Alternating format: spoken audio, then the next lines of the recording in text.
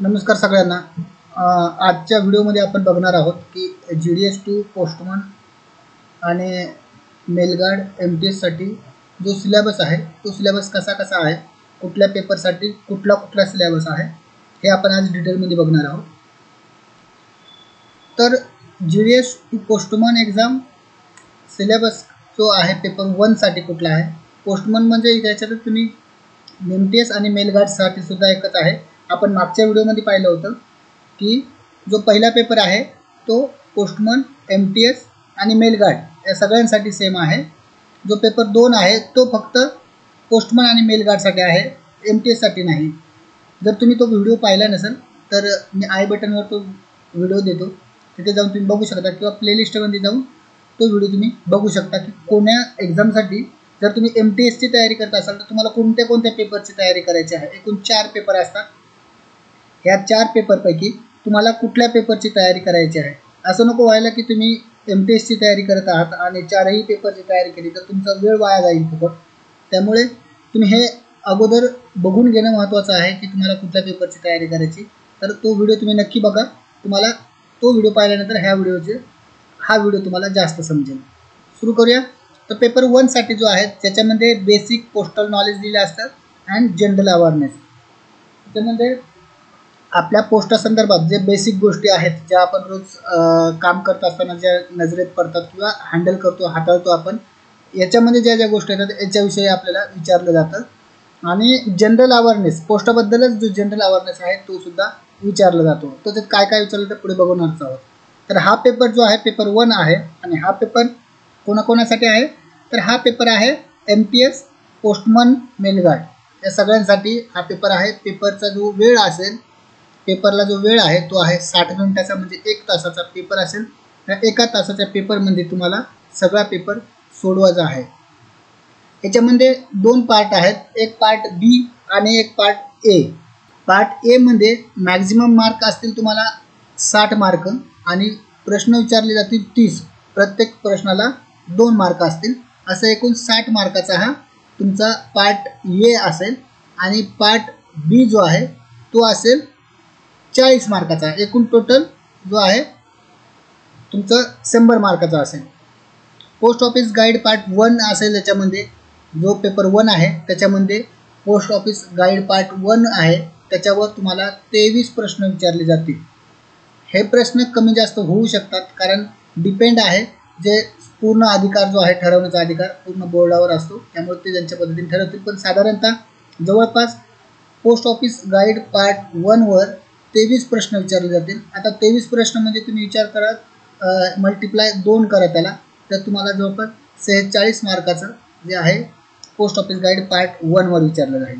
But त्याच्यामध्ये काय असेल, पोस्ट ऑफिस गाईड पार्ट 1 मध्ये काय असेल तर ऑर्गनायझेशन ऑफ डिपार्टमेंट. आपलं जे पोस्ट ऑफिस आहे कशा पद्धतीने चालतं, कशा पद्धतीने त्याचे ऑर्गनाइज आहे, कशा पद्धतीने ॲडमिनिस्ट्रेटिव्ह काम करतं, कोण कोणाच्या अंडर काम करतं, सगळ्या गोष्टी याच्यामध्ये दिल्या आहेत.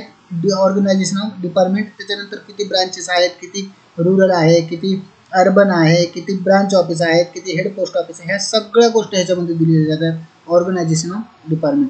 त्यानंतर type of post offices, post ऑफिसचे प्रकार किती आहेत, कशा पद्धतीने. आता तुम्हाला माहीत आहे का नाही माहीत नाही आहे, परंतु बरेच पोस्ट ऑफिसचे प्रकार आहेत.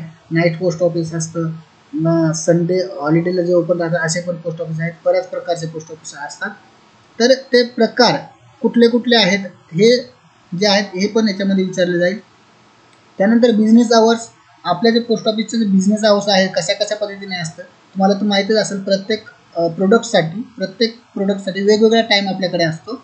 जर तुम्ही स्टॅम्प विक्री जर पाहिलं तर तुमचं पोस्ट ऑफिस सुरू झालं तेव्हापासून तर पोस्ट ऑफिस बंद होतं तोपर्यंतचा पूर्ण वेळ हा स्टॅम्प विक्रीसाठी असतो. त्याचा जो बिझनेस आवर्स आहे तेवढा आहे.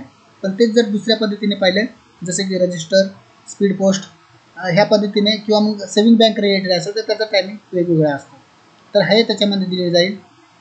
त्यानंतर payment of postage stamps and stationery, जे पेमेंट आहे मग ते पोस्टेज स्टॅम्पचं असू दे, स्टॅम्प्स असू दे किंवा स्टेशनरीचं असू दे, ते कशा पद्धतीने केलं जातं, त्याचे काय नियम आहेत हे पण ह्याच्यामध्ये पाहिलं जाईल. General rules as to packing, sealing and posting, manner of affixing postage stamp, general rule जे आहेत कशा रिलेटेड, की एखादं पार्सल आहे, एखादं स्पीड पोस्ट आहे किंवा रजिस्टर आहे, त्याचं पॅकेट आहे, ते कसं पॅकिंग केलं पाहिजे ह्याचे सुद्धा जनरल रूल्स असतात. ते सील कसं केलं जातं, जर तुम्ही जर पोस्ट ऑफिसमध्ये काम करत असाल, एखादं इन्शुअर्ड लेटर असेल तर ते सील कसं केलं जातं. आता नॉर्मल बघतो आपण जे रजिस्टर असतं ते एक वेगळ्या पद्धतीने असतं, त्याला आपल्याला वेगळं काही करायची गरज नसते, परंतु ते जर इन्शुअर्ड असेल तर त्याला वेगळ्या पद्धतीने आपल्याला सील करावं लागतं. तर ते सीलिंगचे नियम काय असतात, रूल काय असतात, पोस्टिंगचे असतात, जे लेटर आहेत, पत्र आहेत, हे पोस्ट करण्याचा पण एक नियम असतो, तो कशा पद्धतीने पोस्ट केलं पाहिजे, म्हणजे कशा पद्धतीने कुठे टाकलं पाहिजे, कुठलं लेटर टपालपेटीत टाकलं पाहिजे, कुठलं लेटर काउंटरला जाऊन भरलं पाहिजे, हे जे रूल आहेत हे पण रूल तुम्हाला विचारले जातील. त्यानंतर मॅनर कशा पद्धतीने टाकलं पाहिजे, ऑफ अफेक्सिंग पोस्टेज स्टॅम्प, जो स्टॅम्प चिटकवतो ते स्टॅम्प कशा पद्धतीने चिटकवले पाहिजे त्या पाकिटावर, त्या पार्सलवर, जे कशावर तुम्ही चिटकवत आहात ते, त्याचं चिटकवण्याची पद्धत कशी असली पाहिजे हे सुद्धा याच्यामध्ये विचारलं जाईल. आता त्यानंतर मेथड ऑफ ॲड्रेस, जो आपण ॲड्रेस लिहितो तो कशा पद्धतीने लिहिला पाहिजे, कोणत्या बाजूला लिहिला पाहिजे, हे सुद्धा याच्यामध्ये तुम्हाला विचारलं जाईल. नेक्स्ट जेव्हा आपण सुरुवात करू, आता ह्यानंतर आपण सुरुवातच करणार आहोत, तेव्हा आपण डिटेलमध्ये कुठलीही घाई न करता छोटे छोटे व्हिडिओ बनवणार आहोत. प्रत्येक गोष्टीवर वेगवेगळे व्हिडिओ आपण बनवणार आहोत. हा व्हिडिओ जरी लांबा होता, कारण सगळं जे डिटेल आहे आपण एका व्हिडिओमध्ये घेऊन येत आहोत, पण ह्यानंतर जे व्हिडिओ आणून आपण डिटेल आणणार आहे, एक टॉपिक किंवा 2-3 टॉपिक असे पकडून, जो सफिशियंट असेल वेळ आपल्याला, असे टॉपिक पकडून आपण पूर्ण डिटेलमध्ये व्हिडिओ आणणार आहोत. काही काळजी करायची गरज नाही, तुम्ही इझी पास व्हाल, फक्त लक्ष देणं गरजेचं आहे. आणि काही टिप्स सांगेल, ऑफिसमध्ये काम करत असताना सुद्धा काही महत्त्वाच्या टिप्स आहेत, लक्ष देऊन काम करणे. अजून ज्या काय आहेत तुम्हाला लागलं तुम्हाला कमेंट नक्की करा की काय केलं पाहिजे, जेणेकरून काही गोष्टी ज्या आहेत इझी लक्षात बसतील, म्हणजे पाठ करायची गरज नाही पडत. तुम्ही पाहिलं असेल बऱ्याच वेळा की काही गोष्टी पाठ करून होत नाहीत किंवा लक्षात बसत नाहीत, तर काय त्या तुम्ही हाताळल्यानंतर तुमच्या लक्षात बसतात. तर असं काय केलं पाहिजे ह्याच्यासाठी तुम्ही कमेंट करा, मी त्याच्यासाठी एक स्पेशल आपण एक वेबिनार घेऊ आणि त्यानंतर तुम्हाला सांगू की कशा पद्धतीने हे केलं पाहिजे. ओके, चला नेक्स्ट. तर त्यानंतर पोस्ट बॉक्सेस आणि पोस्ट बॅग्स काय असतात. आपल्याकडे पोस्ट बॉक्सेस तर जवळपास बंद झालेले आहेत, पण पोस्ट बॅग्स अजूनही चालू आहेत. त्या कुठे वापरल्या जातात, कशा वापरल्या जातात हे पण आपण सांगणार आहोत. ड्युटीज ऑफ लेटर बॉक्स पिऊन, जो लेटर बॉक्स पिऊन आहे, जो लेटर बॉक्स बघतो, चेक करतो, क्लिअर करतो, त्याची ड्युटी काय असते, कुठे कुठे असते हे पण बघू आपण. ऑफिशियल पोस्टल आर्टिकल्स, जे पोस्टल आर्टिकल आहेत, जे ऑफिशियल कुठले कुठले असतात, काय काय त्याचे नियम आहेत, काय काय अटी आहेत हे पण बघणार आहोत. ते आहे पोस्ट ऑफिस गाईड पार्ट 1 मधला हा सगळा भाग. त्यानंतर सगळ्यात महत्त्वाचा तो प्रोहिबिटेड पोस्टल आर्टिकल. ह्याच्यावर एकतरी प्रश्न असतो, प्रोहिबिटेड पोस्टल आर्टिकल कुठले कुठले आहेत, कुठले कुठले आपण प्रतिबंधात्मक आहेत की जे आपण स्वीकारत नाहीत, ते स्वीकारायचे नाहीत, असे आर्टिकल कुठले कुठले आहेत ते पण बघणार आहोत. त्यानंतर आहे products and services, mail, banking, remittances, insurance, stamps and business, ह्या सगळे आपण बघणार आहोत. रेफरन्स इथे दिले आहे की पोस्ट ऑफिस वेबसाईट जी आहे आपली त्याचे रेफरन्स आहे, परंतु आपण हे डिटेलमध्ये घेऊ, काळजी नको. त्यानंतर येतो पोस्टल मॅन्युअल व्हॅल्यूम 5. पहिला आहे पोस्टल ऑफिस गाईड पार्ट 1, त्यानंतर पोस्टल मॅन्युअल व्हॅल्यूम 5 आहे, ज्याच्यावर 7 प्रश्न विचारले जातात. 7 दोन्ही 14 मार्कासाठी याच्यावर आहे. याच्यामध्ये काय काय आहे तर याच्यामध्ये आहे डेफिनेशन्स, ज्या वेगवेगळ्या पद्धतीने आपल्याकडले ज्या गोष्टी आहेत त्याच्या डेफिनेशन विचारलेल्या आहेत. त्या डेफिनेशन तुम्हाला पाठ करायची गरज नाही, समजून घ्यायची गरज आहे. पाठ करून होत नसतं काही गोष्टी समजून घेतल्यानंतरच तुम्हाला ते येतात. तर हे समजून घ्यायचं आहे. आपण ज्यावेळी स्टार्ट करूया त्यावेळेस डेफिनेशनचा वगैरे एक मस्त काय डिटेलमध्ये व्हिडिओ आणूच. आता पार्ट बी आहे, हा तो पहिला होता पार्ट 1 ए आहे, पार्ट बी. मॅक्झिमम मार्क आहे त्याच्यामध्ये 40 आणि 20 क्वेश्चन विचारले जातील. याच्यामध्ये काय काय असेल तर आता जनरल अवेअरनेसचा जो आहे त्याच्यावर 10 प्रश्न विचारले जातील. हे 10 प्रश्न कसे कसे असतील तर इंडियन जिओग्राफी असेल, सिविक्स असेल, जनरल नॉलेज असेल, इंडियन कल्चर अँड फ्रीडम असेल, स्ट्रगल असेल, इथिक्स अँड मॉरल स्टडी असेल.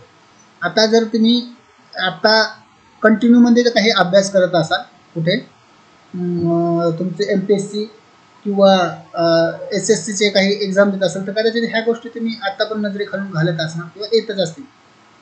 जरी नाही झाले तरी आपण पुढे आणणारच आहोत. त्यानंतर येतं बेसिक अर्थमॅटिक. याच्यावर असतात 10 प्रश्न, 10 गुणिले 20 मार्काचं हे आहे. जर तुमचं गणित पक्का असेल तर हे 20 मार्क कुठेच जायला नको, कारण मी पेपर चेक केला, खूप हार्ड असे प्रश्न नव्हते, सोपे सोपे प्रश्न होते. उदाहरण जर द्यायचं झालं तर मी आपण हे बघूया. इथे मी काही प्रश्न जे आहे प्रश्नपत्रिका पेपर 1 जो आहे महाराष्ट्र सर्कलचा आहे, याच्यामध्ये काय विचारलं गेलं हा बघा. हा प्रश्न बडा मस्तचा होता की जे आहे 16 + 12 गुणिले 18 भागिले 72 - 6 इक्वल टू किती. तर याचे 13 उत्तर येतात. ब्रॅकेट करायचं, अगोदर ब्रॅकेट काढून घ्यायचा आणि त्यानंतर बाकीचं जे आहे ते तुम्हाला उत्तर इथे मिळेल. ब्रॅकेट करा. त्यानंतर जे पद्धत आहे बडोमसची काय पद्धत आहे, ते रूल असतो, त्या रूलनुसार काढलं तर तुम्हाला सोपे सोपे आहेत, काही अवघड नाही आहे. ते आपण अर्थमॅटिकसुद्धा घेणार आहोत, काळजी करू नका. ओके, हे आहेत गणिताचे. आता नेक्स्ट आहे पार्ट पेपर 2. आता पहिला पेपर 1 झाला, तो पेपर कशासाठी होता, कोणाकोणासाठी होता, MTS, postman, mail guard. Paper 2 जो आहे हा आहे for postman and mail guard only. जो MTS आहेत त्यांना ह्या पेपरची तयारी करायची गरज नाही. याच्यामध्ये काय तर याचं ड्युरेशन आहे 30 मिनिटाचं. मॅक्झिमम मार्क दिले आहेत 50 मार्क. 25 क्वेश्चन असतील आणि प्रत्येक प्रश्न हा 2 मार्कासाठी असेल. तर ह्याच्यामध्ये काय दिले आहे, पोस्ट ऑफिस गाईड पार्ट 1. आता पहिल्या पेपरमध्ये सुद्धा तेच होतं, याच्यामध्ये सुद्धा त्याचलंच दिलं, पण त्याच्यातल्या डिलिव्हरी संदर्भातल्या ज्या गोष्टी आहेत, पोस्टमन संदर्भातल्या ज्या गोष्टी आहेत त्या दिलेल्या आहेत. याच्यावर 5 प्रश्न विचारले जातील. म्हणजे जर तुम्ही पोस्टमनची तयारी करत असाल तर पोस्ट ऑफिस गाईड पार्ट वर अगोदरचे किती प्रश्न होते, 30, आणि आताचे 35 प्रश्न तुम्हाला त्याच्यावर असतील. तर ह्याच्यामध्ये कुठले कुठले दिले जाईल की डिलिव्हरी ऑफ मेल्सची डिलिव्हरी करण्याचे नियम काय काय आहेत, रिफ्युजल ऑफ आर्टिकल कशा पद्धतीने केलं जातं, कोण करू शकतो, त्यानंतर कसं करायचं आहे, ते ॲड्रेस कसा लिहायचा आहे, payment of e money order जी एमओ आहे आपली, एमओचं पेमेंट कसं करायचं आहे, रिडायरेक्ट कशी करायची आहे, आर्टिकलसुद्धा रिडायरेक्ट कसं करायचं आहे, इन्स्ट्रक्शन्स रिगार्डिंग ॲड्रेस चेंज. एखादा ॲड्रेसही जर आपला पत्ता बदलत असेल तर तो पत्ता बदलल्यानंतर त्याने इन्स्ट्रक्शन कशा पद्धतीने दिले पाहिजे, कोणाला दिले पाहिजेत आणि कोणत्या रजिस्टरमध्ये ठेवलं पाहिजे, हे सुद्धा तुमच्याकडे ते याच्यामध्ये विचारलं जाईल. त्यानंतर आहे articles address to deceased person. जर एखादा मृत्यू व्यक्ती आहे आणि त्याच्या नावाने जर एखादा आर्टिकल असं आला असेल तर त्याचं काय करायचं आहे ते सुद्धा ह्याच्यामध्ये तुम्हाला विचारलं जाईल. Liability to detention to certain mails, हे पण facilities provided by postman in rural area. Rural एरियामध्ये जे पोस्टमन आहेत ते कुठले कुठली फॅसिलिटी प्रोव्हाइड करतात हे पण विचारले जाईल. त्यानंतर येतं पोस्टल मॅन्युअल व्हॅल्यूम 6 आणि पार्ट 3. व्हॅल्यूम 6चा पार्ट 3चाच तुम्हाला अभ्यास करायचा आहे, बाकीचा अभ्यास करायचा नाही आहे. आणि याच्यावर विचारले जातील तुम्हाला 10 प्रश्न आणि याचे मार्क्स होतात 20. याच्यामध्ये काय काय असेल तर याच्यामध्ये असेल हेड पोस्टमन काय असतो, त्यांचं काम काय आहे, ड्युटी काय आहे, knowledge of postal business knowledge काय आहे, supply of forms to be carried out, sales of stamps, postman's book कशा पद्धतीने ठेवलं पाहिजे, काय काय त्याच्यात एंटर केले पाहिजे, हे सगळं असेल. Address to be noted on postal articles, damage article to be noticed. जर एखादं डॅमेज आर्टिकल मिळालं तर त्याला काय करायचं आहे ते पण दिले जाईल. Receipt for articles issued for delivery. त्यानंतर book of receipt for intimation and notice delivery. त्यानंतर इन्स्ट्रक्शन फॉर डिलिव्हरी. त्यानंतर दिलं जातं realisation of postage before delivery, receipt of addresses for registered, delivery to illiterate addresses, पडदा नशीन woman. जर एखादा illiterate address आहे त्याच्या नावाने जर एखादा आर्टिकल आला असेल तर काय करायचं, किंवा एखादे पडदा नशीन वुमन आहे जसं की मुस्लिम समाजामध्ये असतात, की बऱ्याच वेळा मुस्लिम समाजामध्ये ना आपल्या हिंदू समाजामध्ये पण तुम्ही जर बिहार UPला जर गेलात तर ते लोक, किंवा राजस्थानच्या काही भागामध्ये गेलात तर त्या महिलासुद्धा आपल्या चेहऱ्यावर जो आहे पडदा घेत असतात, तर ते जो आहे पदर घेतात, तो पदर जो आहे काढत नाहीत. मग अशा वेळी कसं ओळखायचं की ती व्यक्ती आहे, तर मग अशा वेळी कशा पद्धतीने डिलिव्हर केलं पाहिजे ह्याचे नियम पण आपण याच्यामध्ये बघणार आहोत. Delivery of insured article address to minor, एखाद्या मायनर व्यक्तीच्या नावाने एखादं इन्शुअर्ड आर्टिकल आलं असं तर ते डिलिव्हर कसं करायचं आहे याचे नियम. Payments of e money order address to minors, payment of MO and delivery of registered letter to lunatic. Lunatic म्हणजे एक पागल किंवा त्याला आपण मानसिक रुग्ण म्हणू शकतो. जर अशा व्यक्तीच्या नावानं आलं असेल तर काय करायचं आहे. ड्युटीज ऑफ विलेज पोस्टमन, जो विलेज पोस्टमन आहे त्याची काय काय ड्युटी आहे, काय काय काम आहे तेही याच्यामध्ये दिलं जाईल. त्यानंतर येतं पोस्टल मॅन्युअल व्हॅल्यूम 7 आणि याच्यावर विचारले जातात 10 प्रश्न. 10 प्रश्न कुठल्या कुठल्या गोष्टीवर विचारले जातील, तर स्टॅम्प्स अँड सील्स, आपले जे स्टॅम्प्स आहेत, सील्स आहेत, आपण पोस्ट ऑफिसमध्ये यूज करतो, वापरतो दैनंदिन पोस्ट ऑफिसच्या कामामध्ये, त्याच्याबद्दल विचारले जाईल. Portfolio and its contents, stationery, preparation of daily report, mail abstract, exchange of mails, cage TB, disposal of mail address to a section or a mail office, closing of transit bags, duties and responsibility of mail guard या mail agent, final duties before कोटी van or office, A order काय असते, बी order काय असते, हे पण आपण त्याच्यामध्ये पाहणार आहोत. हे झाले 2 पेपर. हा व्हिडिओ जरासा मोठा होतो, लांब होतो आणि मी फास्ट घेतो जेणेकरून व्हिडिओ मोठा होऊ नये, कारण हे तर आपण ओव्हरव्ह्यू घेतो, प्रत्यक्ष आपण प्रत्येक विषयावर पुढे पुढे बघणारच आहोत. आता येतो पेपर 3. हा पेपर 3 सुद्धा सगळ्यांनाही द्यायचा आहे MTS postman mail गार्डनं.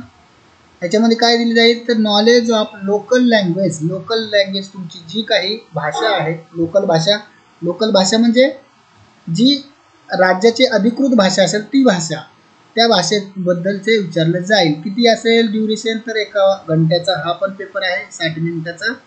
Maximum mark आहेत 50 आणि हा पेपर सगळ्यांसाठी दिलेला आहे. तर मग या पेपरमध्ये तुम्हाला काय विचारलं जाईल, तर याच्या विचारलं जाईल translation of words from English to local language, multiple choice question असतील याच्यामध्ये आणि 15 क्वेश्चन्स ऑफ 1 मार्क इच. 15 प्रश्न असतील, 1 मार्काला 1 प्रश्न. याच्यामध्ये काय विचारलं, लोकल लँग्वेजचं एक इंग्लिशमध्ये विचारलं तर इंग्लिश टू लोकल लँग्वेज, एखादा इंग्लिश लँग्वेजमध्ये दिलं जाईल, तो तुम्हाला लोकल लँग्वेज म्हणजे आपल्या मराठीमध्ये तो तुम्हाला कन्वर्ट करावा लागेल. किंवा मग वाईस वर्सा, तुम्हाला लोकल लँग्वेजमध्ये दिलं असेल त्याला तुम्हाला इंग्लिशमध्ये करावं लागेल. आणि ज्या पद्धतीने डिपार्टमेंटल एक्झाम होतात त्याच्यामध्ये मला नाही वाटत की एवढं हार्ड असेल. जर तुम्ही कंटिन्यूमध्ये एक अभ्यास करत असाल कुठल्या तरी स्पर्धा परीक्षेचा, तर तुमच्यासाठी काहीही हार्ड नाही आहे. ओके. त्यानंतर येतं letter writing in local language in 40 to 50 word, 1 question to be attempted out of 3 question. 3 प्रश्न विचारले जातील, त्या 3 पैकी तुम्हाला 1 अटेम्प्ट करायचा आहे जो लेटर रायटिंगचा असेल, विविध विषयावर दिलेले असतील, त्याच्यापैकी तुम्हाला जो सोपा वाटेल तो उचलायचा आहे आणि त्याच्यामुळे तुम्हाला 40 ते 50 शब्दामध्ये लेटर लिहायचं आहे. आपण 12वी पासून हेच करत आलेलं आहे. लेटर तुम्ही 12वीला 10वीला सुद्धा लिहिले असेल, इथेही लिहायचं आहे. परंतु पद्धत काय आहे तुम्हालाही माहीत असेल की आपण ज्यावेळी 10वी किंवा 12वीला दिलेली लेटर रायटिंग ही वेगळीच होती आणि आत्ता ज्या पद्धतीने आपण नियम बघतो आपण डिपार्टमेंटमध्ये आल्यानंतर, तर लेटर रायटिंग थोडी वेगळीच आहे. हे बघायचं आहे. जी आपण डिपार्टमेंटने क्वालिफाय ठरवली आहे तीच आपल्याला त्याच पद्धतीने आपल्याला करायचं आहे. कशा पद्धतीने करायचं आहे नंतर आपण बघूच. पॅराग्राफ असेल, शॉर्ट एसे असेल in local language of 40 to 50 word, 1 question to be attempted out of 3 questions. ह्याला पण 10 मार्क असतील. 3 प्रश्न दिले असतील त्याच्यापैकी तुम्हाला 1 सोडवायचा आहे ज्याला 10 मार्क असतील. पॅराग्राफ असेल किंवा मग शॉर्ट एसे असेल. आणि लोकल लँग्वेज आहे ही एक चांगली गोष्ट आहे, इंग्लिशमध्ये दिलेली नाही तुम्हाला. दोन्ही वरचं पण पाहिलं असेल लेटर रायटिंग, ते पण लोकल लँग्वेजमध्येच आहे. त्यामुळे एवढं हार्ड असण्याचं कारण नाही.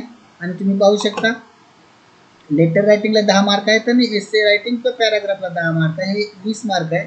जर तुम्ही कितीही खराब लिहिला तर ह्याच्यात 20 मार्क जे 10 मार्क तर कुठंच गेले नाही, म्हणजे 50% तर कुठंच गेले नाही. पण तुम्हाला चांगले लिहिता येत असेल तर आउट ऑफ 20 पैकी 19-20ही पाडायला काय हरकत नाही. आता येतो पेपर 4. जो पेपर 4 आहे हा पेपर जो आहे फक्त आणि फक्त पोस्टमन आणि मेल गार्डसाठी आहे. काय असतं तर या पेपरमध्ये, तर या पेपरमध्ये असतं डाटा एंट्री स्किल टेस्ट, एक टायपिंग टेस्ट असते.